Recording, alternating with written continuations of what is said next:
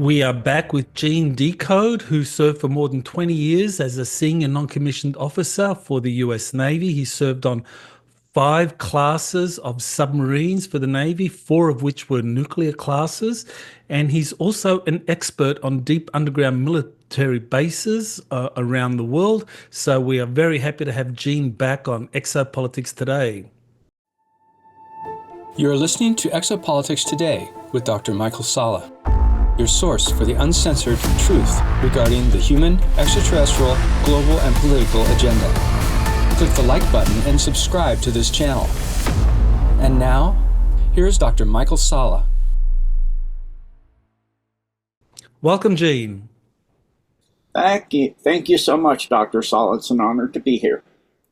Well, you've got a wealth of knowledge about nuclear class submarines, and I think we may have touched on this in one of the earlier interviews, but it just kind of struck me as important that that you have worked on 4 classes of nuclear submarines during your Navy career, and William Tompkins, who I believe you know, I mean, he said that the Nautilus class submarines were retrofitted in the 1970s to create prototype spacecraft, that these were the first prototype craft used by the Navy for its solar Warden fleet in the 70s.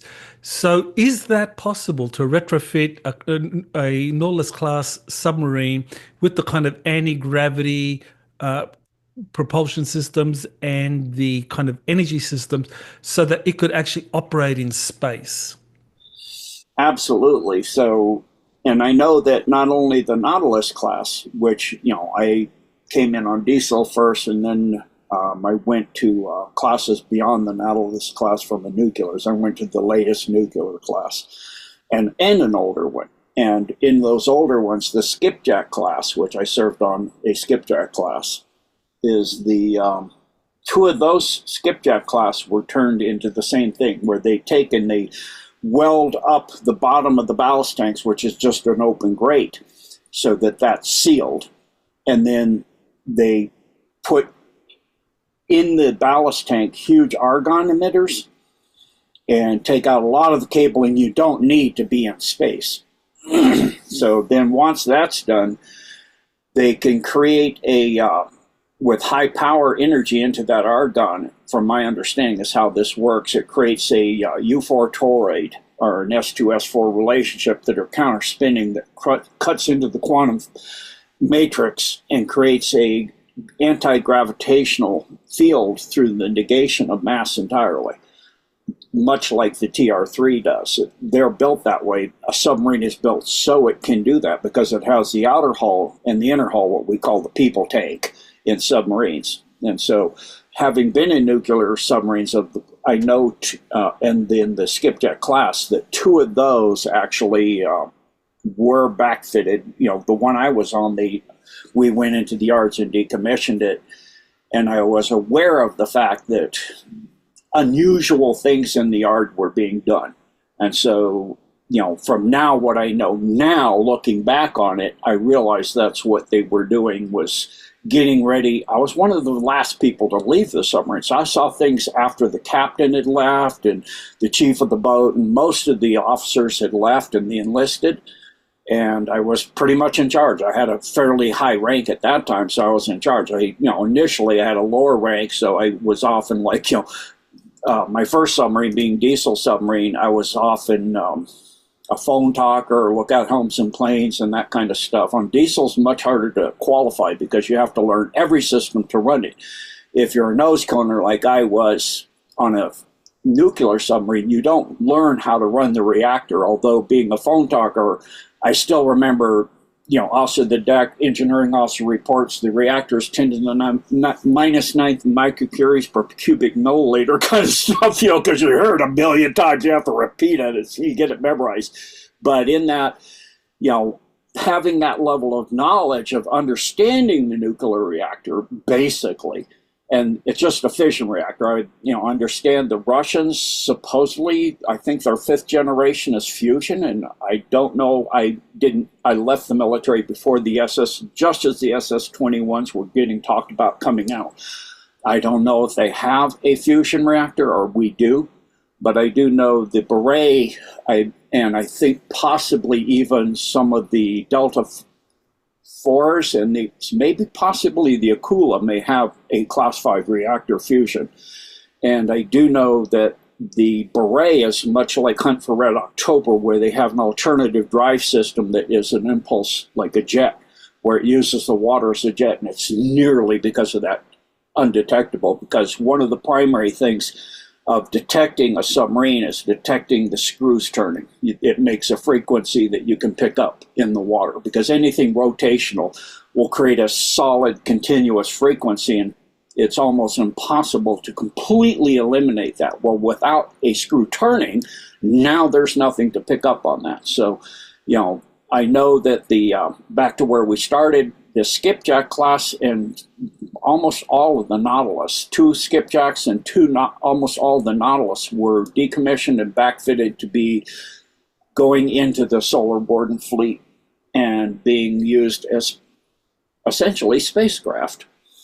Right. So to be able to do that, to be able to generate sufficient energy so that a Nautilus or skipjack class submarine could, I guess we're talking about transmedium craft now that can both operate under the water and in the air and in space, that they would need something more powerful than a fission engine. So would you agree that at some point they would have had to swap out the fission engine in those Nautilus class and skipjack class submarines for some kind of fusion engine? And this happened in the 70s and afterwards. I'm debating on that one, because I know when I was on I think it was that submarine, the Oahu had a power failure. All the power on Oahu went down. So the USS New York, which was a 688 class, was tied up getting shore power. So they increased the number they shut down took the shore power demand from shore power, put another series of cables over, bigger yet and more, and hooked it to the New York City, which then brought its reactor online at full power. And 80% of that power went to the island of Oahu, and they powered the entire island of Oahu, the New York City, one submarine. And so in that, they had the power then to kickstart the electric power grid on Oahu. Part of the problem is they lost all the power, and it's kind of like a car where the battery is kind of dead. You need to kickstart it. It's low. You need to get it going. So they did a backfeed and kickstarted the power systems on Oahu. And at the same time they were powering the entire island. So a nuclear submarine, 688 and above, of course, Nautilus and skipjack are earlier than that class. They still have a massive amount of power through a nuclear power plant. So I don't know if you need a fusion. I'm pretty sure fission could still make it. Okay. All right. Because I imagine you would need a very powerful energy supply to be able to power up whatever anti-gravity propulsion system is put into that converted nuclear submarine, so it can now operate as a transmedium device and fly out into space. Yeah, go on. Sorry to interrupt you on that, because I forgot to mention that. So sorry to interrupt, but you do need, I know the TR3s, you can find the patent online, it's pretty easy.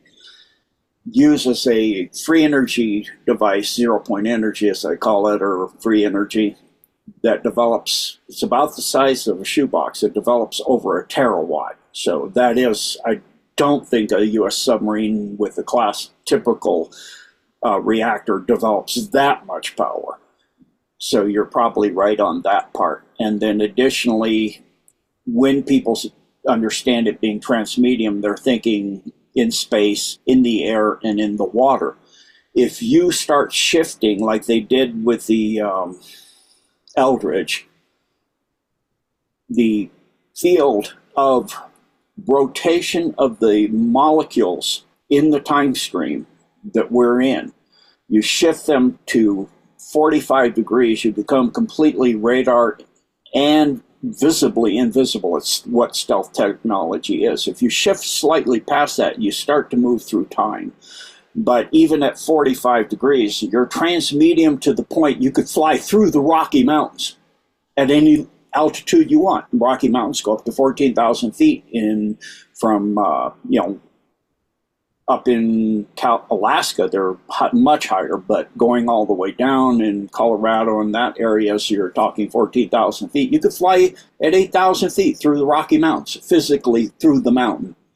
Transmedium means it can go through solid matter, even, because it's in a field, a warp field. It's essentially created its own, like in Star Trek terminology, its own warp bubble, and it's in its own little universe. So it is now not only has a negation of mass in relation to this universe, it's not in this universe for the most part. Thank you. I know there was a patent for a nuclear fusion device that generated up to 1 terawatt of energy that was developed by Dr. Salvador Payas, and that was granted to the US Navy by the US Patent and Trademarks Office. So that was a patent application. Or as I recall, it was around 2020 that came out. So I imagine that if that was something that Payas was kind of trying to seed into the public arena to kind of speed technological development up along the lines of nuclear fusion, then that this was secretly developed by the Navy 30, 40 years earlier. Would that be kind of accurate? Yes, that's fairly accurate. I actually just now pulled up the U.S. patent on a triangular spacecraft. In other words, the TR-3, and that's all I did is I put in there the asked, what would be in a big search engine, U.S. patent for TR-3. That's all I put in there, and I pulled it up. It's easy as heck. Mm-hmm. So you can see the TR-3, and then I even got a video now. From that search, I've got a video on the patent number US 20060145019 Alpha 1. Patent application 6 July 2006, filing date 20 December 2004. So that's a long time ago. They've had this technology a very, very long time. And right. Yeah, I've seen that.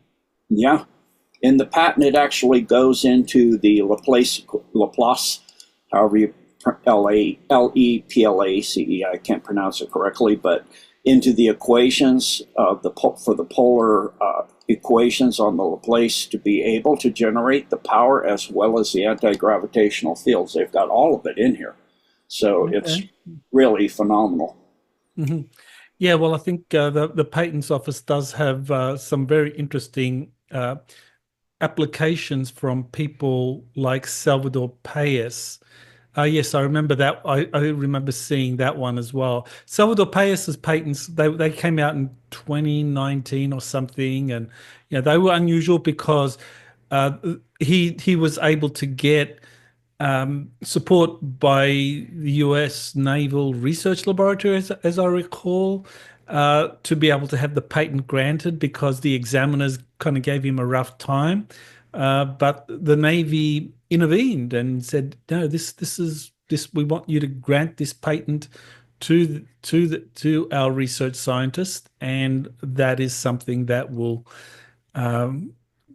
be kind of like become public domain or publicly available.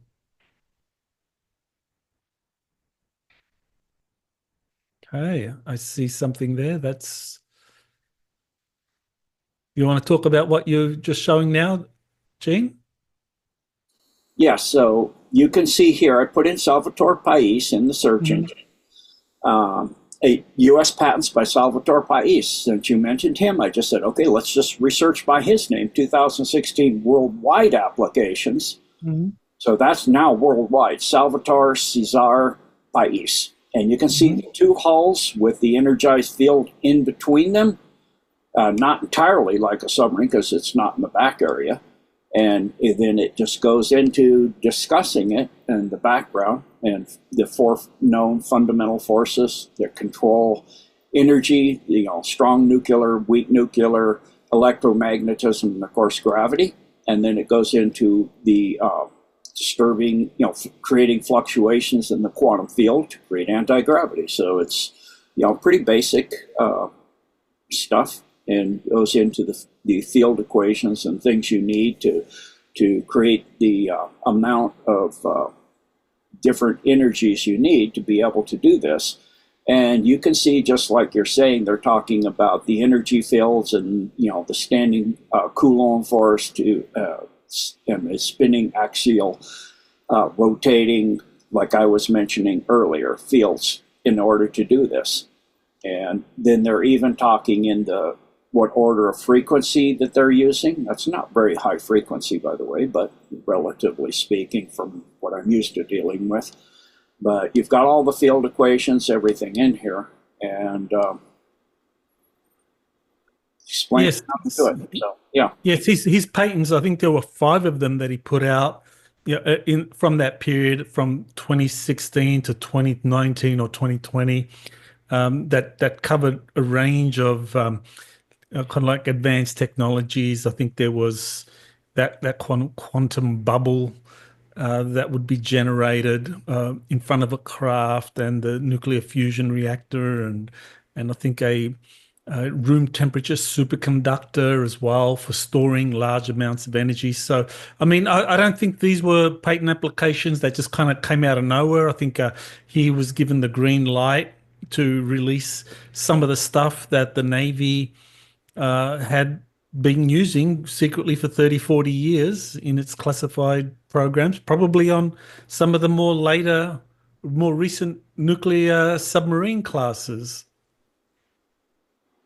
Yeah, like you're saying, you can see other patents that he's referenced here that are cited, and this is 2 or more here. High energy electromagnetic field generator right there. Mm-hmm. And that's 2015.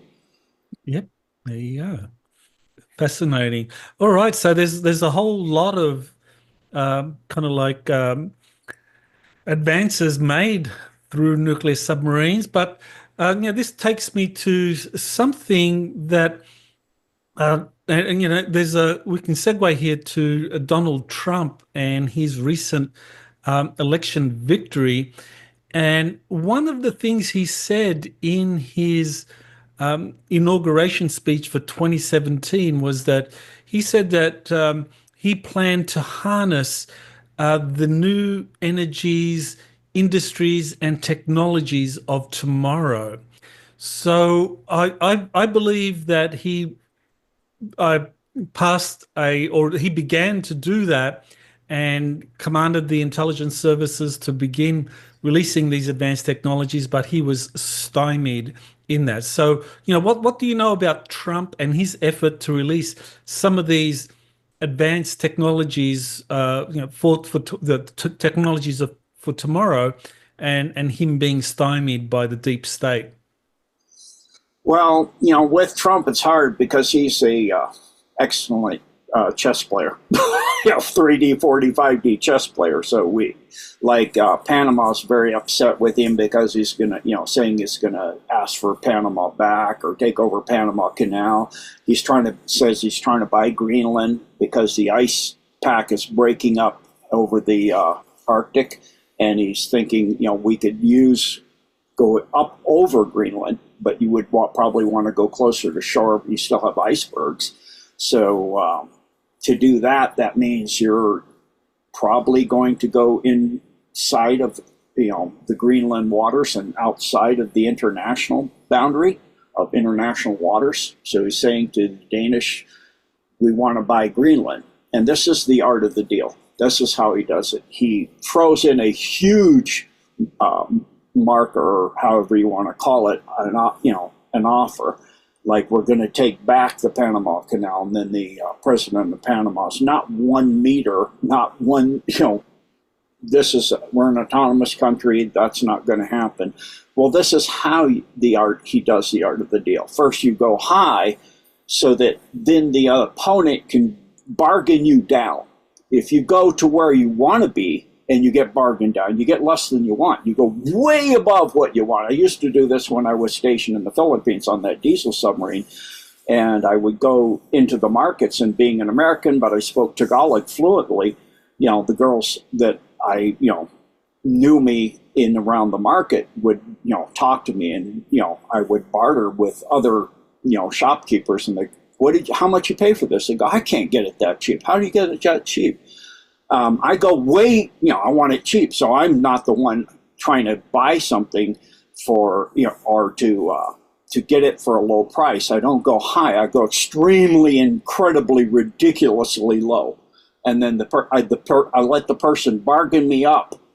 And so they feel they've gotten me up a lot further, but I'm actually cheaper, less expensive than the locals would buy, because I'm an American. They will know I'll be coming back more often and I'll buy more. So it's the art of the deal again. You bargain off, and then the last thing is you turn and walk away from the deal, and they come chasing after you. Okay. And this is what Trump's doing. He's a businessman. He knows how to make a deal and how to bargain. And so the same thing goes with these technologies, and the deep state is, you go high, say everything, and then they get upset. And the same thing, if you constantly mislead your adversary about what you're doing and where you're doing it, it's the art of war. He also understands the art of war, where the deep state, from what I can see, I didn't think they were this stupid, because they've been brilliant for millions of years. They don't seem to know the art of war anymore, or maybe the ones that were brilliant are all gone, and we've got a bunch of figureheads that aren't very intelligent, because they don't seem to understand the art of war at all. And you always make your enemy think where you are, and that's not where you are. You're somewhere else. You make them think you're strong when you're weak when you're strong. You're going to attack in a different area than where you're going to actually attack. It's like in World War II, they actually had a guy with a briefcase, body of a guy, I think it was a colonel or lieutenant or something like that, that was handcuffed to his arm, that washed up on the shore with the plans for the landing in Europe, but it wasn't at Normandy. It was in another location, and the Germans got that body, and they said, oh, this is where they're going to go. So they actually got classified documents that were incorrect to the German military so that they would go somewhere else. And this is what I think Trump is doing, the same kind of misleading things on the technology. I think we will see these high-end technologies, like the one you mentioned here by Salvatore Pais, the high electromagnetic field generator that can obtain 10 to the 24th to 10 to the 28th watts per meter squared and beyond. That's a lot of power. So going vacuum energy fluctuation, or in other words, probably the, I think it's called Cassini, if I'm remembering, or Casimir effect. The Casimir effect, yes. Casimir, thank you. Right. So Donald Trump, then, you would agree, during his first administration, did start out with the intention of releasing a lot of these advanced technologies that had been used in classified programs, but that he was stymied by the deep state. My thinking is that, well, he's going to do the same this time round, but now he's going to be in a much stronger position because he's got people like Elon Musk working with him. But what do you think about that? Well, I think even his first term and his second term are all part of the game. People say, I hope he doesn't do what he did in the first time. I think the first time was to make the world and the deep state think this is who Donald Trump is. And then his second term, which the Democrats are melting down saying, Elon Musk is the president, all of this stuff. And he's, the recent budget and all that is, Trump's forcing us and Musk is forcing us. It's not January 20th. You mean to tell me he is the president? He's forcing them to do things now. but he's not yet sworn in. So then he has been, like Derek Johnson has said through the Law of War 11.3 manual, he has been the president. That's why when he was in court cases, he said, I am not the president of the United States. Correct. I am the president of these United States, a different place.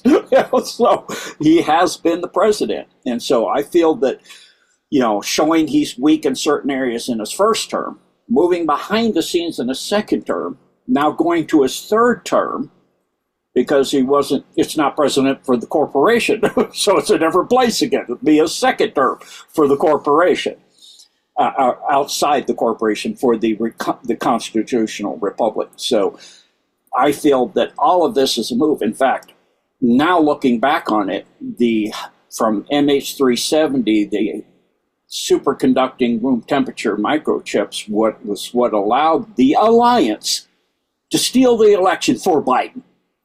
So that Biden would be the one in charge of the collapsing corporation of the United States of America.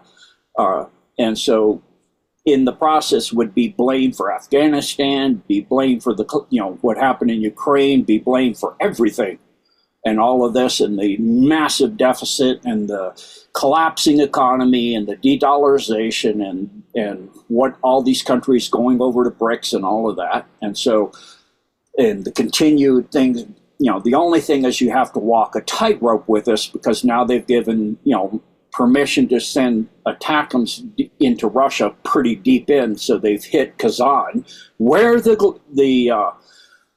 the last meeting for BRICS was. So it's all the symbolic movements you see of things happening. And I think that's exactly what we're seeing with these technologies and everything else, and Elon. And so Elon is a very unusual type of person. So he's the same kind of thing. He does not react in the way you would think a normal person. I was listening this morning to a video of Elon in a restaurant, a very high-end restaurant, in jeans, and they didn't recognize him. And the waiter was probably pretty upset. It's out in California, not another Silicon Valley, CEO's got all his apps he's developing, blah, blah, blah. So he treated Elon really badly. And it wasn't till near the end of the evening, and you're talking where, he's, what wine would you recommend? Elon told the waiter, and the waiter said, well, we have something that is obtainable for you, because he figured he's some lower level guy, not like a super billionaire, and Elon was just, I'll take the something Rothschild, this like $1,500 a bottle or something like that. And the guy's like, oh, this guy's playing to be richer than he really is and trying to impress me, and I'm not impressed, and all of that. And Elon was doing it as a study to finally be treated like a regular everyday Silicon Valley guy. It was a study in, without being recognized as who he is. And he liked the honesty and to be treated like even if it was not being treated well, he liked to see it. And so he wound up hiring that waiter from what I understand, that actually happened. And he hired this waiter because of his honesty, and to bridge the gap between the way Silicon Valley sees their customers and the way their customers see the big, huge corporations. So this guy would give honest appraisals to what Elon was saying he's going to do with different technologies he's developing. So Elon is not your average person. If an average person was being treated very poorly in a high-end restaurant and being insulted constantly, you'd get upset. But he didn't get upset. He just was finding it humorous, finding it an excellent time of study in how in human behavior and other things. And a whole table of other Silicon Valley high-end people were like videoing it with their cameras and all of that, and putting it out online live and all kinds of things at the time. And their jaws were dropping that he was so calm. So like Trump, Musk is a very calm, calculating, and very intelligent person that is able to think in the midst of battle. And so what Trump and Musk are doing together, with the Doge, which the word, it's an acronym, DOGE. The Doge is actually a word, and I recommend people look it up, because is that another play on what we understand the Doge is and what it is? And so, of course, Elon Musk and Vivaswamy are part of that too. And there's a hilarious something out on X that I saw where, talking about like The Apprentice, but it's the Doge, and then Trump comes. They're interviewing various people in all of these agencies they're going to get rid of, and saying, "What do you do?" And seeing if they're worth retaining. And then Trump walks in, "You're fired." So it's hilarious what I see happening with not just Trump and Musk, but I think Vivaswamy is being used. Quite a few people all of us are being, including the deep state, are being played like a Stradivarius violin. Mm-hmm. Yeah, it's an interesting term, that Doge, because as you were talking, I immediately thought of the Venetian Republic, because the Doge was the head of the Venetian Republic, and the Venetian Republic for about 5 centuries, during the Renaissance, was at the forefront of introducing all of these advanced technologies, for that medieval era. So I think that it's a kind of a sign that Trump and Ramaswamy, as head of this kind of new Doge that's being set up, that their job really is to unleash all of these advanced technologies that have been suppressed for decades. Absolutely. So, if you look at the Doge, like you said, that was in the former republics of Venice and Genoa, and they were in charge of that. And that also refers to the chief magistrate in those former. So are we seeing the return of a high-level negotiation? It's referring to things that would be seeming to be deep state, but not deep state. It's, to me, again, playing the deep state. You can't take down the deep state unless you were inside the deep state. It's what the deep state did, as Kennedy found out, John F. Kennedy found out, is through infiltration. So, of course, Trump had to go to the Wailing Wall. He had to do all of these things to look like he's inside, because he was inside, because you're not going to get the inside information and be trusted by the insiders unless you're inside. It's like Mata Hari had to do terrible, horrific things to get the information that was needed. And that's the way the war goes. In the war, any war, and in this war, there have been people that have had to do things that are so abhorrent to them. It's amazing to me they could do it. And the problem in doing that is to hold on to your inner morality and your inner truth. And so I have to recognize those heroes. We will never know their name, I'm sure, some of these people that have done things in the DUMBs and done things in the deep space programs, like been in the Dark Fleet and come out and done whistleblowers, and the whistleblowers that are coming out for the things they've had to do and the courage they've had.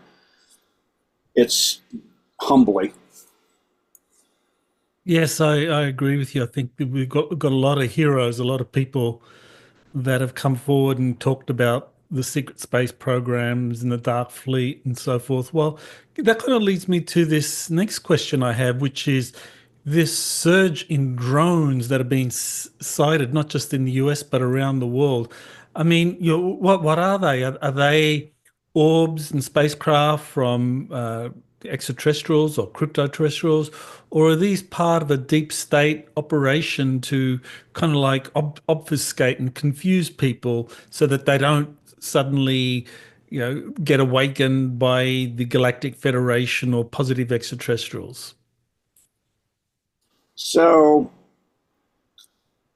in evaluating these kind of things where they completely rebrand something, it used to be UFOs. Then they completely rebrand the name that we had for decades into UAPs. They use that a very brief time, comparatively speaking, to what was called before. and now it's called drones. Really? Would you go millions of light years across space and you'd fly drones over military bases and all of this stuff? Come on.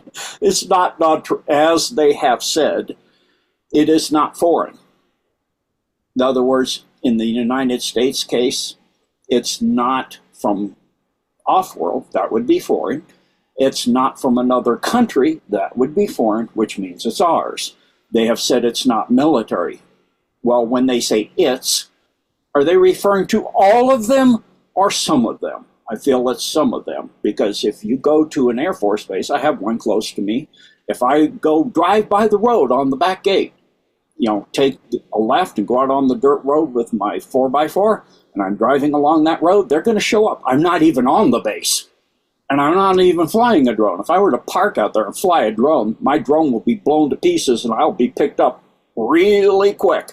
That is restricted airspace. You're not going to fly as a civilian drones over U.S. military bases. We know there have been craft that have gone over various nuclear missile facilities all over the world and made the nuclear missiles, the uranium, into gold.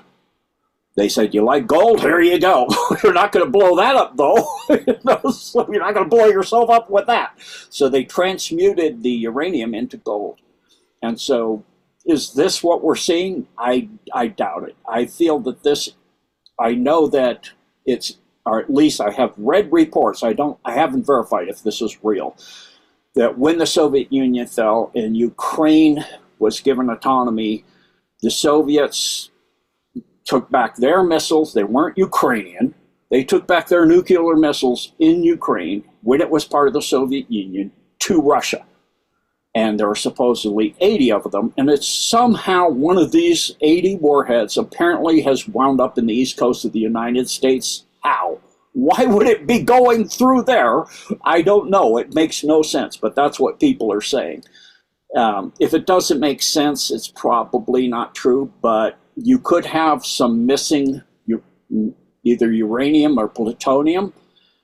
In nuclear warheads, you do have a small amount of plutonium in a canister sometimes. It's like when I was on a nuclear submarine, I said, what if that breaks? Because I was, part of my battle station was upper level missile coordinating with the guy in the bottom level, 1, 2, 3, turn on your key to arm the nuclear missile, so it can launch. And so I'm arming the warhead part. I'm like, oh, this is great. I'm really tired. I have no clue what I'm doing up there. It's like, so in that, I knew there was a plutonium canister in that thing that I'm turning a key on. I'm like, so I asked the nuclear weapons officer, the lethality, from my understanding of plutonium, is pretty massive. I go, what happens if somehow I were to break that canister? And he goes, you have time enough to do one thing. I go, put out the word? No, not worth your time. It's like, what? Because in an emergency, like a fire or something in a submarine, because it's contained within a closed airspace, it gets hot fast. Because if the temperature rises, pressure rises, so you always get the word out before you try to fight it yourself. So you get the word out. He goes, no, just bend over, grab your knees, and kiss your butt goodbye, because that's all you're going to have time to do. I'm like, oh my goodness. So there is nuclear materials. You've refined uranium and some plutonium in nuclear missiles and sometimes other elements of nuclear variety. It hardly takes a very tiny amount to create a bad situation. And there is a document that came out on 4chan. I wasn't prepared for this question, so I don't have that document pulled up. Redacted showed the document that came out that part of what they're going to do is to create a scare of nuclear material.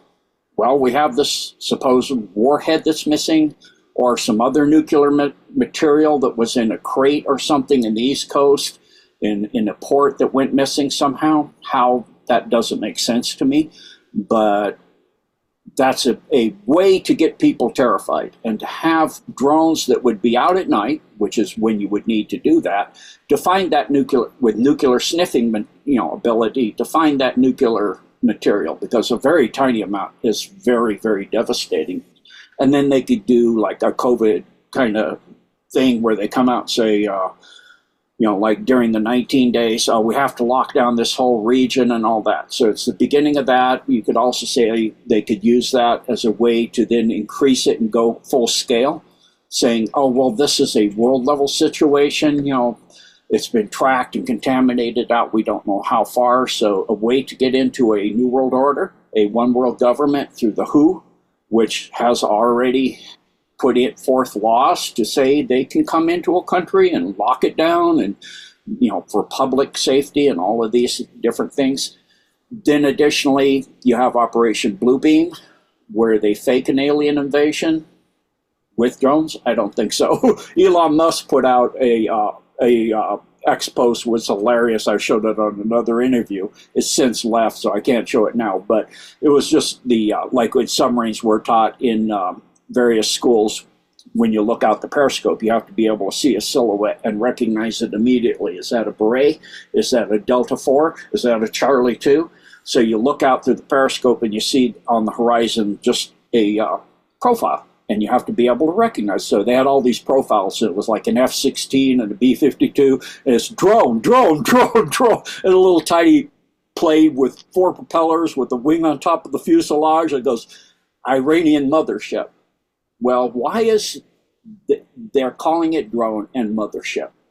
Well, we know from the movie 4th of July, the motherships, you Tavistock Institute, long-range precondition people to have fear from certain things. Well, drones and motherships. So now they're heading that way. That tells me the deep state is using this narrative to test the humanity to see the fear level when they say there's drones all over the world. And it's not happening. People all over the world aren't freaking out. A lot of people are. I watched an interview with Dana Harvey, something like that. Some Saturday Night Live guy, I can't remember Dana. He played the church lady and talking about this drone situation. And, the average person, that's an average person for me, he had hardly any clue of it. And again was saying, why is it being called drone? And they're not really freaking out like they should be, because at this point, most people have been so preconditioned that now having an alien land on the White House lawn would be going, are these the good ones or the bad ones? They're not going to freak out like in, George Orwell kind of way where everybody gets terrified. They want to, Orson Welles did in the 1930s, the War of the Worlds, and they would interrupt regular radio show and go, special breaking news, we have a crash of a ship or something and they're attacking and Mars from and people were actually saying they saw them. And so they waited too long. They were 1930s would have been good, 40s, 50s, 60s, 70s. Now you're going into the 21st century. It's no longer freaking people out. So I think if they actually pulled off Bluebeam, of course, with the technologies that are out there, with voice to skull, where you can put voices in people's heads, you can put things they think they see in their head, actually can put visual imagery, hallucinations, auditory and visual hallucinations in a large population in an area. And so they don't even have to be actually really seeing them. They can be put in their mind that they are seeing them and there's nothing there to see. So they could put out some craft and some back-engineered hybrid beings landing and doing actual devastation, and then do that technology as well and they can control the emotions through technology too. I've been researching and people have sent me patents and things on that, and it's quite phenomenal what is out there. So I think that's what this drone situation is about, is testing how much technology they have to use if they do Operation Bluebeam. Well, I just wanted to kind of ask about sightings of drones coming out from the ocean, that there've been a number of reports that these drones are emerging out of the water. suggesting that they are these transmedium devices. So I agree with you. I don't think they're Russian or Chinese. So are we talking extraterrestrial? Are we talking about deep state? And also, are these coming from some kind of deep state base under the water? Or are we talking kind of like an underwater civilization? I feel, again, the best answer usually is all of the above. I know pretty much every U.S. Air Force base and darn close to every naval base and most Army bases have a dumb under them. And again, these craft can literally, they don't even have to go into a hangar or like a landing deck on an aircraft carrier and go down an elevator, a flight elevator. They can just go into the ground, transmedium, and again, in other words. So I feel it is the alliance of the Federation, as they call it, of the non-terrestrials, are also using this event to be able to intermix, to bring down the fear, to dial it down with the orbs and other things that are not deep state. But the deep state is trying to spin it up, and again, to see how far they can spin it up, and if they can't spin it up, to use the various technologies they have, and these patents are very old. So mass mind control with silent sound spectrum, what they call SSSSS. So 1956, hypnotic inducer.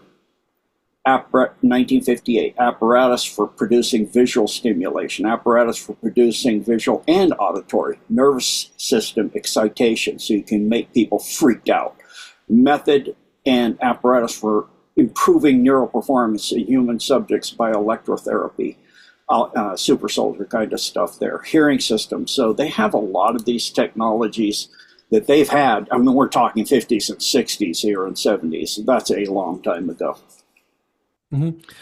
Well, one of the, and you've actually mentioned that there are as many as 500 DUMBs in the United States and 5,000 worldwide. So yeah, that would, and as you said, virtually all the military bases have DUMBs underneath them, and I think that would actually fit. Now, as far as overseas DUMBs are concerned, well, one thing that really got my attention was in this Syria conflict and the collapse of the Assad regime over there, was that Israel took over Mount Hermon on the Golan Heights, and I'm sure you're aware that in the Book of Enoch they talk about the 200 fallen angels landing on Mount Hermon and then eventually corrupting humanity with all this advanced technology. So my view, and I've spoken to some others, and they agree that underneath Mount Hermon is an ancient dome with this kind of like fallen angel or Anunnaki technology. So, yeah, do you know anything about that? Yes, this is something I have studied and had some exposure to. So, of course, my take on Göbekli Tepe is the reason it was buried is that's exactly what it was. It was Anunnaki, fallen angelic. So you look at Anunnaki, you're talking the primary individuals being involved are Enki, Enlil, those types. Good cop, bad cop. Some people think Enlil or Enki one was the good, one was the bad. It flips depending on what story, if you're going from the Sumerian or some translation of that. You have different translations of the Sumerian scrolls. So you have the man who wrote, what was his name? Sitchin? Yeah, Sitchin. Thank you. And I heard another one that said it had some things mistranslated. And the Sumerian King Scrolls and the technologies, and talking about who and what Enki and Enlil were. So from my understanding and study of this, they were Anunnaki, which come from the Nemesis star system that passes through our system every 29,720 years. It takes 4 years to pass through. It went from 2016 to 2020, comes up from underneath the ecliptic at an 86-degree angle, passes behind the Earth, then behind the Sun, comes out between us and the Sun, and goes back down below the ecliptic. It's what causes the Earth's wobble on its axis. at 1 degree every 72 years, which causes the Mazzaroth, or the precession of the equinox. So in that, Enki and Enlil, because when the Draco took over the Anunnaki, they destroyed the planet nearly of Nibiru, which is their main planet, their home planet. And then they have 2 other planets, Helion and Argoda, and then Nemesis, the brown dwarf that passed through our system. Those outer 3 planets, and Nemesis passed up through the ecliptic and then back down over a 4-year period. There's pictures online with setting suns with Nemesis, Helion, Argoda, and our sun in the sky, first in 2016 in the what we call the southern hemisphere, lower parts of Italy as well, but in Australia and New Zealand, and then in 2020 up around Norway, Sweden, Greenland, etc. So in that, when the Draco forced and made the Anunnaki surrender, they were an advanced civilization, but they used nuclear weapons. And so the atmosphere on Nibiru is pretty destroyed. Well, to be able to make life still possible, you need large amounts of gold gone into what they call ormus, or orgone energy fields that create, through alchemistry or transmutation, move 2 of the dimensions of the 3 physical dimensions of height, width, and depth, so that it becomes what they call monatomic, or white gold. It becomes a powder that at a monatomic level can reseed an entire atmosphere. You need a large amount of gold. Well, their planets don't have them in their system. Earth does. So they came to Earth to get the gold, and they were originally mining it. And of course, the Draco aren't going to do that. They're very arrogant, and they're consider themselves the elite of the elite of the elite, especially their primes. At that time, they had some gold primes. They only have 1 left. But their primes, the first upper level, if you talk Enlil, and then her daughter, and remembering that reptilians can change sex. Depending on if there's a deficiency, a female, like in Jurassic Park, can change into a male. So, and then Enki were the main people in charge of getting the gold from Earth to Nibiru. And so there's a lot of these flower-shaped patterned huge structures all over South Africa, which were used to mine. If you look at a microwave in your little microwave oven, the microwave generator is a little flower-like pattern generating microwaves. Well, that's very tiny. If you look at those things in South Africa, you're talking a massive microwave. So they would bore a beam into the earth to get to the gold seam, and then the miners would have to go to the gold seam to get it out, bring it up, put it in there, reverse the structure so that it would phase the material like a TR3, transmedium it up, beam it up, in other words, into the ship so they could take it to Nibiru. But in the process, they got tired of mining it. So the upper level of Enki and Enlil had, the lower Draco and then the Anunnaki mining it, and there was essentially a lot of, over the thousands and tens of thousands of years of mining that gold, a lot of discontent. And so they decided to make humans do it for them. And humans rebelled, and it was the Pyramid Wars. And then they created another species through genetic engineering, taking the local humans wouldn't do it, so they took 2 humans and took out the genetic material of the human and put in Draco, Anunnaki, Cro-Magnon, and Neanderthal to create a big, powerful, strong, obedient worker and in the DNA, they also put the desire for gold, like just overwhelming. You want gold more than you want sex. You want gold more than you want sleep or food. It was primal. It made it a primal urge. And so they got an obedient, known as mankind species, to mine the gold for them, that are now the upper level of the elites, because they have some of the gods, the Anunnaki and the Draco. genetics within who and what they are. But then in understanding what the Draco are and who Lucifer is, the one to bring light, well, that's Inky.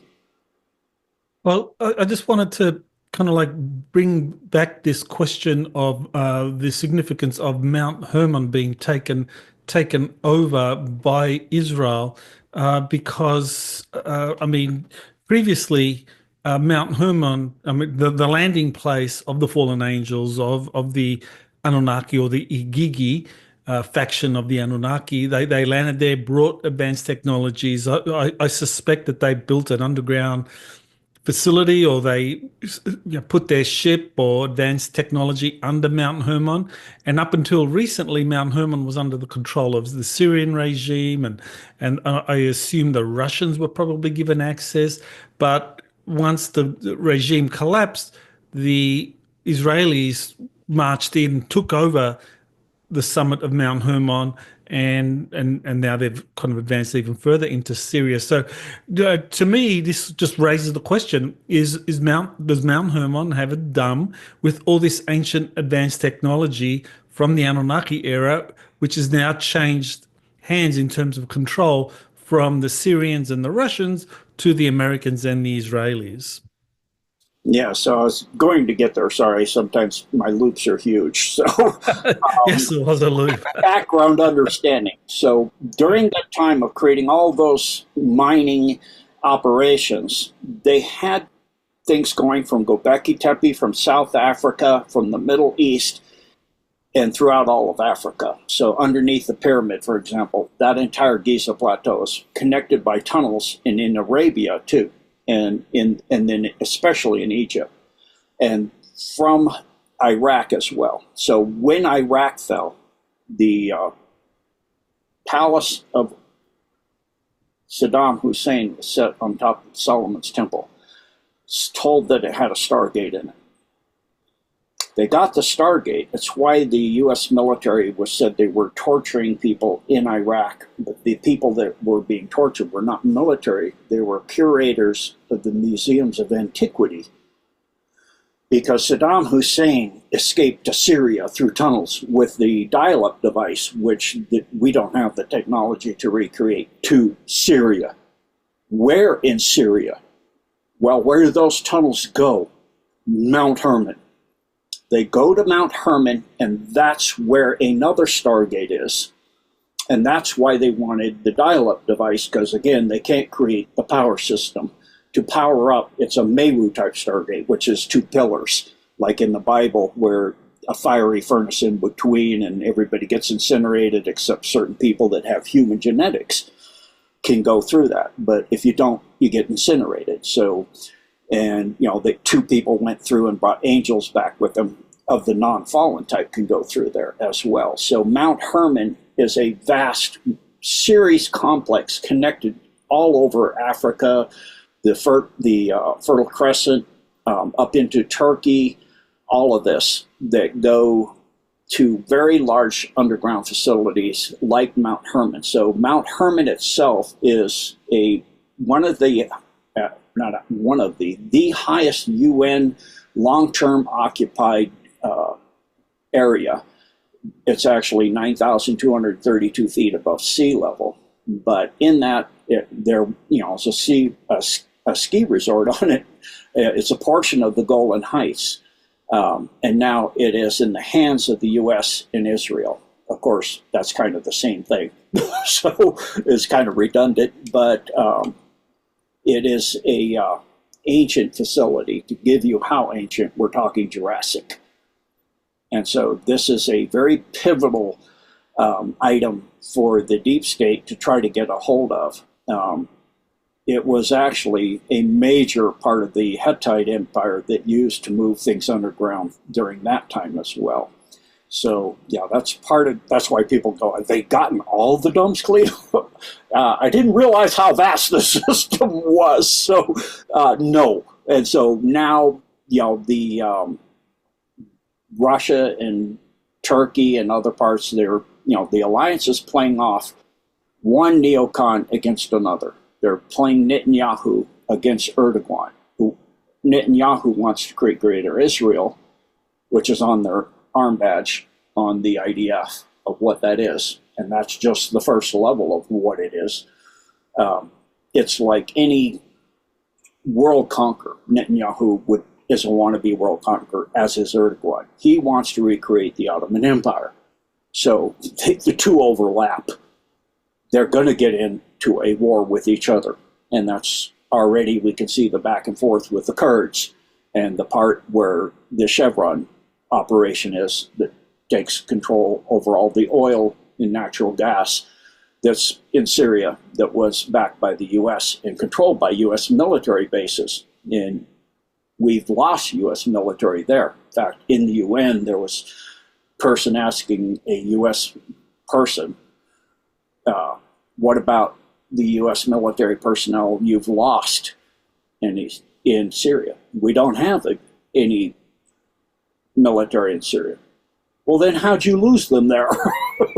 So we have bases there, and we have bases all over Africa. And now we have deep state in Mount Hermon. And so they're trying to find something to not go down, to not fall. They're throwing everything at that they have, and they're running out of what they have. So this is finally bringing down the sixth of the 7 countries that in that document that was to bring down 7 countries in 5 years. The only one now left is Iran. And so that's where we are with Mount Hermon and why it's so pivotal to the deep state. Thank you. Back to you, Dr. Sala.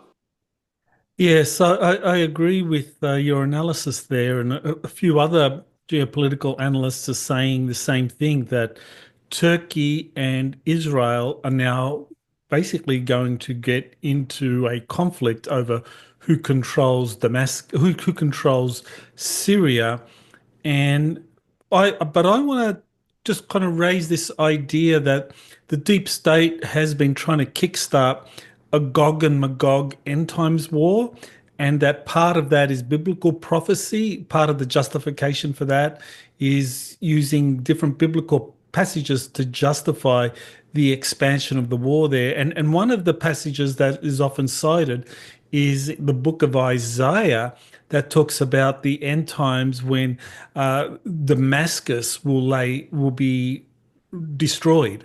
And Damascus is probably, I think it is one of the world's oldest, if not the oldest city. And so far, it's kind of like escaped this civil war.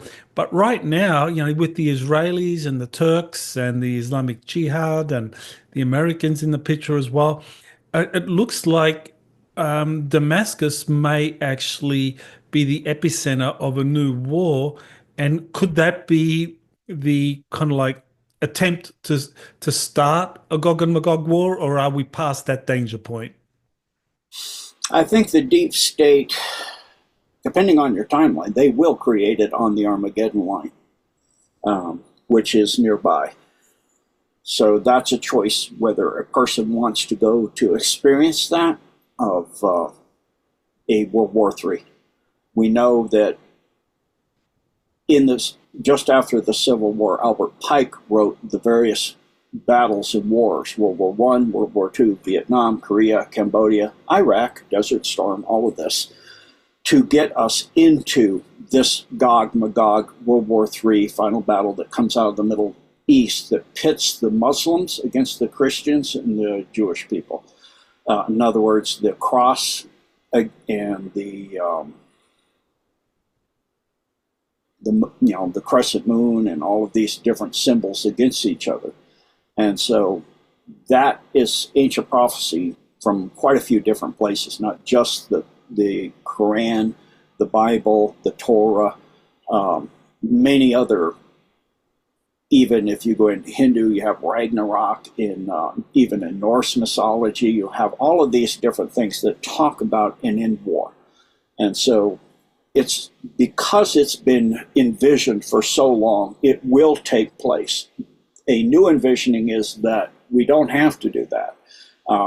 With the human species getting its freedom now with Trump and the alliance, or the federation, however you want to call it, that no longer is envisioned as an absolute. absolute necessity. So in that new envisioning of the end times being much different, there will be an event, but it will not be a war. It'll be a coronal mass emission, in which that actually happens as a regular event in the Milky Way galaxy. And we are in that time frame of when that event happens. Every half rotation around the Milky Way is what was the Mayans called the Great Year, or the precession of our solar system around the center of the entire Milky Way. And there's a field that comes out called the photon belt. The deep state calls it the Masonic ring, that causes a massive disturbance within a solar system when it passes through that. And the reason for the global climate change has nothing to do with humanity. It has to do with the fact of our presence of our solar system already entering the outer edges of the photon belt. It's not like it's 3 days, bam, it's just here and there, and it's 3 days wide. It tapers off like any energy field, electromagnetic field. It diffuses outwards. We're already in that. So that's why, as I stated earlier, Trump's looking at buying Greenland so we could go, because the ice pack's breaking up earlier and the Earth is getting warmer. Hopefully it's getting warmer, because we're coming out of an ice age. So, where carbon dioxide got to the point plants almost couldn't breathe anymore. So it's a good thing we had the Industrial Revolution and got up the carbon dioxide levels and hydrocarbons in the air so plants could incorporate that in their growth patterns. That means then life can come back. You don't get a vast, one area of Earth warming. It's spread out evenly overall. So if you go back to the Jurassic period of Mount Hermon and that dome when it was created, you're talking about a planet that was tropical from pole to pole. As you can see in Antarctica, coal and fossils with ferns and tropical plants in them. Same thing in Greenland. They're just not telling you. Why is Greenland so important? Same reason Antarctica is so important. That part of Antarctica used to be Atlantis. Part of Greenland used to be Atlantis as well. And where was the hub of all that connected to? Mount Hermon. Okay, that's very important right there. So Mount Hermon was a kind of like nexus for the spread of this advanced technology, and the Book of Enoch actually kind of like corroborates that, because when the fallen angels commissioned or asked Enoch to represent them, I mean, they were accused of spreading all of this advanced technology to humanity, and we weren't ready at that point for that. So it does suggest that they had a kind of nexus out from which they kind of spread all this advanced tech. So that is very interesting. Yes, and you mentioned the Book of Enoch. And of course, that's not in the canonized book of the Bible. We have basically, depending on what Bible you're looking at, whether you're looking at the Roman Catholic, 66 books, I believe it is, and then there's several others included in several other of the various types of Christianity that are out there. And then as you go outwards, you get many, many, many more books from the various, during the canonization, the various meetings that the Roman Catholic Church had to decide which books belonged in the Bible and which ones did not. And now it's coming out that in the Vatican, they're actually now saying what I've been saying a long time ago, there is books underneath the Vatican. They found a library under there. So those books go into the fact, books that go way back, like the Old Testament, before the time of Christ, that go into the time frame when there was going to be no Armageddon. They talk about the Golden Age, or as they say, the end of the Kali Yuga and the beginning of the Golden Age, going back to the ancient Sanskrit writings, the various books of the Hindus and other groups talk about there. All of this goes back to many, many interconnected sacred documents through many, many different genres. So if we look at that in the canonized Bible, that's why they don't want it out. Same reason they don't want the Book of Enoch out, because it's talking about the importance of Mount Hermon. It's also talking about the non-terrestrial contact in quite a lot of detail. Well, yeah, you mentioned Göbekli Tepe, and we kind of discussed the Mount Hermon underground base. Are there any other domes at the moment that you think are very significant in terms of conflicts happening around the world? I mean, I guess Ukraine. Is there anything there that maybe is significant at this point? There are several very significant. Crimea is massive. There are 64 pyramids in Crimea, and there is a thorium reactor system in those pyramids, and a thorium, I don't know how to say it, extrapolation device in Crimea for high-end, from the Hyperborean civilization, for high-end technologies. Then that is attached directly to Mount Kalesh and Bucheg at the Giza Plateau. Just to, if you can just elaborate on a thorium nuclear reactor versus a plutonium nuclear reactor, because as I understand it, that thorium is much safer than plutonium nuclear reactors. Yes, thorium reactors are fusion, and it's by an isotope of thorium that is a far safer form, and they say potential alternative.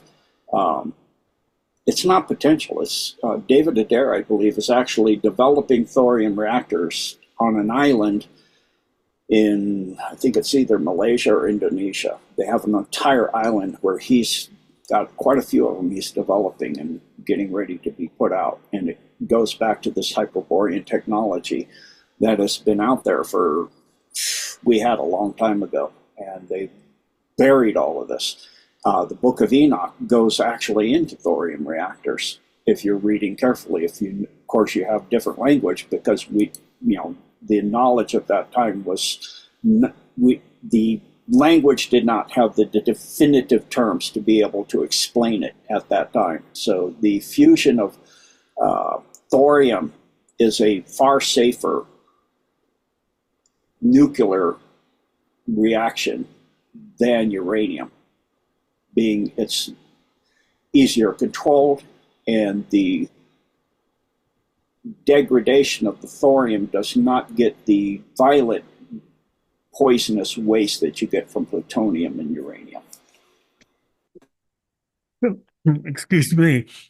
As I recall, and maybe you can clarify this, pardon me, that the Atomic Energy Commission, they deliberately kind of like suppressed the development of thorium reactors in the United States, and instead kind of like fast-track plutonium fission reactors, thereby preventing the development of this kind of like safer nuclear energy that, as you said, is kind of like in a way, a fusion reactor. Is that correct? Absolutely. And thorium actually lends itself to heading into what they call low energy nuclear reactions, or cold fusion. It's not cold, but it's low energy, so you don't create the massive heat using thorium-232, which is still fertile for fusion, but it is a much safer driver than uranium or plutonium. It triggers and maintains a much safer field of energy, and it's quickly shut down, easier than like what happened with Chernobyl, where they tried to bring it up cold in a cascade event that got out of control. Thorium, you can bring it up cold in a cascade event, high energy, quick cascade event, and not get out of control, as did the situation with Chernobyl. Mm-hmm. So you're saying that some of these ancient dams going back to the Hyperborean times and Budge Edge Mountains, you mentioned that, and probably even Mount Hermon, that they may have thorium reactors in there. Absolutely correct. Okay. Well, My information in is that we actually have this in the Ukraine decodes that one of the Europe coordinators did in Crimea. They do have thorium systems there. fascinating, fascinating. Um, Now, I think you have talked about space arcs. I mean, have you talked about these being hidden all over the planet or buried under there? I mean, what do you know? I mean, as you probably are aware that I have some insiders or whistleblowers, experiences have talked about space arcs, but do you have your own sources that talk about space arcs, or have you remote viewed these and come up with your own information? Yes, a lot of that is the only other than what's out there is remote viewing. I know of the one that's just northeast of Crimea. There's a space arc in actually a nature reserve, and I'm sure JP has told you about that one. Hmm. Everything I listened to that he put out there is completely accurate. There are several of them. One happens to be, strangely enough, near the Giza Plateau. Another one under Mount or inside Mount Kalesh. Another one inside Bucheg. In the viewing room as part of that. It's inside the ship, the viewing room that Cinemar is talking about going in there. So these technologies, these ships are powered by, from my understanding, low energy nuclear thorium devices. Fascinating, fascinating. Well, Gene, I mean, we were going to be discussing your new or your more recent paper on the dams, but I mean, it was so fascinating talking to you about these other topics that we've kind of run out of time. But I think we'll have to have you back if that's okay to, actually finally talk about that other paper. I mean, but yeah. In the meantime, is there anything you want to say about what's coming? I mean, in uh, another couple of weeks, Trump will be inaugurated. What do you think? Is this are we entering into an accelerated stage of disclosure, or will it be a very gradual rollout? Yeah, accelerated beyond belief, and that's why people need to have some patience and not get freaked out about drones. Give a Right. week and wait for the information to come out. A week is not very long. You've had patients for years. How about a week or two before you freak out? Don't freak out. Same thing with what happened in Romania. And now it comes out the TikTok, as they say, debacle. They because they lost the election, the first round. They said he, was again. What's wrong with running your election and all that on TikTok? You can run it through social media, mainstream media. But if you go over to TikTok, because it's a Chinese company now, it's Russian disinformation. Uh, I'm confused. Isn't that Chinese? So be patient, because now it comes out that the ruling party, the head party in Romania, is the one who did the election. Same as here, right? Is the one that's doing the election fraud. So now they're saying we're not going to let the election, and they are trying to do this with Georgia Dream Party in Georgia too. Again, you're watching the deep state falling under the waves, as Atlantis did. It's sinking, it's falling apart, it's coming apart. Have patience. Don't freak out if a UAP or a drone or whatever you want to call it. I'll stay with UFO, thank you. Non-terrestrial orbital device or space device. You could tons of names you could come up with. Just be patient and don't over freak out, react.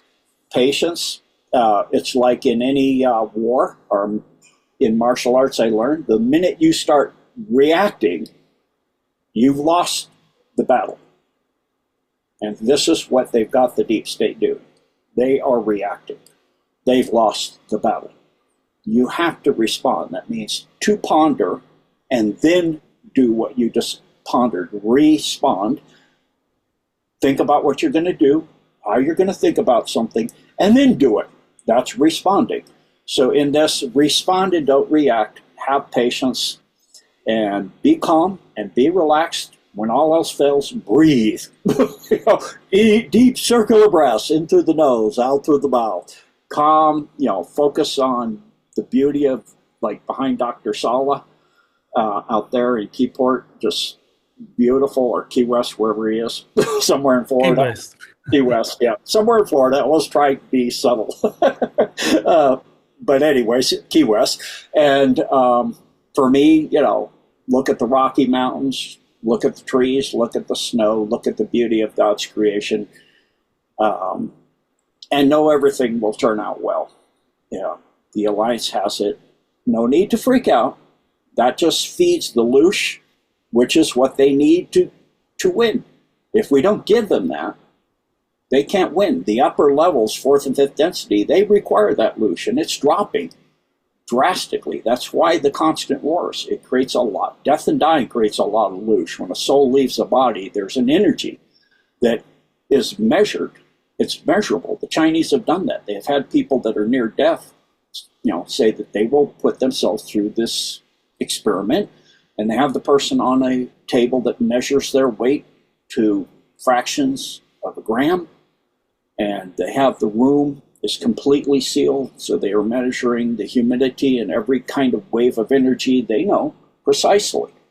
And at death, when the soul leaves the body loses anywhere between a half an ounce up to 12, 14 ounces sometimes, immediately at death. So there's an energy that we are all made of, part of the, like at birth, or not at birth, but at the moment of inception. If you look at the zygote, the egg, when the sperm penetrates, there's a flash of light. And that's the light of the Holy Spirit coming in. So we're part of the light of the Holy Spirit, and in that, just focus in that light and know that the prime creator or God or whatever you want to call it is a God of beauty. Look at what's behind Dr. Sala and his calmness in all of this, and feel that same calmness. And look at the animals and the birds and all of this beauty and creation, and just remain calm and know it's all going to come out fine. There's going to be, because we let this go too far, a loss of life for some people in some areas and some things. That is war. It's that, like what happened in Syria. It's that and a lot of loss of life, or World War III and loss of all life. You have to, in a war, do the lesser. What is the least, where the good prevails. And in all this, that is where we are now. And we will prevail and come through this. It means that you'll get to see your grandchildren grow up. Otherwise, you wouldn't. So that's where we are. No, the prime creator, God, has this, and everything will be fine. And I will be seeing you, apparently, again with Dr. Sala. Thank Right. you very much. God bless and Godspeed. Right. And for those that want to follow up and learn more about Gene, he has a website, genedecode.org. So, Gene, do you have any upcoming events or things that are happening through your website that you want to let people know about? Absolutely. So this is the website. The free area is surface area, because like a submarine, when you're on the surface, you're easily seen for free. When you dive, you go into deep dives, and that's $7 a month or $77 a year. Try to make it. I know things are tough right now, so because of all the inflation, and so I've tried to make it affordable. And we have as soon as the holiday season is done, we have an amazing decode coming up on the truth about 911. One of the best decodes I've ever seen the team do. The Blessed for Service team. That's being done, and it's in the process. It's nearly ready to go. We're waiting for the holiday season to let people have time to be with their families. I also have a Q&A. I do one a month at the end of the month, this Friday, for 2 to 3 hours. So that's available for anybody that wants to come in and ask, basic questions like, wind or health protocols. I can't do those. I'm not a licensed doctor, so I can't give you prescriptions or anything like that. I can say what I do, but that's about it. And I have to be careful. But so the website, we have quite a few, usually 2 live stream events a week. And then usually one of those is a decode. So I will be doing part 2 of what we had part 1 of in January, most likely, towards the end of January. Dr. Sala showed you I did it with him, a part of my part 1 deep intro, and all my other decodes are on there. I also have one on the Alpha Draco. I'm working on 2 of them right now, one on the ants, did both the negative and the positive, and then one on that also I might combine in that with the mantids, both being insect, and then I also am working on one with the dorsi and the matri. So those are non-terrestrial groups of the negative alien agenda, determining which are the negatives and which are the positives, because within any species, human or any others, you got good and you got bad. And so the same thing goes for non-terrestrials. There are ones that are almost all good, but maybe 1 or 2 are not. There are species that have ascended to 4th, 5th density and beyond, and 1 or 2 didn't go that way. They went to the negative direction. They descended. So in that, I try to put out information that I get through remote viewing, through other means of research and other abilities I was given by God, just to put it that way. And so I can't really go. I was going to, but I was told no. Just now, I get kithed in information sometimes from the Alliance and other things like that. Rarely, but it does happen. They say, keep my mouth shut. So, okay, I'll keep my mouth shut. So anyway, that's what's going on. Thank you, Dr. Sala. Well, thank you, Gene, and I look forward to having you on again soon. Aloha. You have been listening to Exopolitics today with Dr. Michael Sala. Please remember to like, share, and subscribe to this channel.